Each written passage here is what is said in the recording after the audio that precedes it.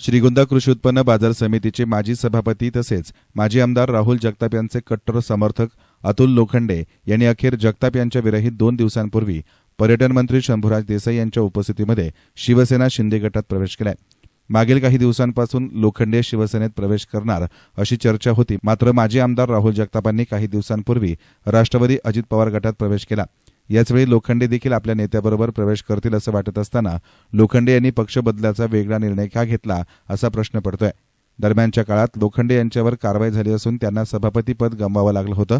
त्याच कारणानं लोखंडे यांनी शिवसेनेत प्रवेश केल्याची चर्चा तालुक्यामध्ये झडत असल्याचं पाहायला मिळतंय।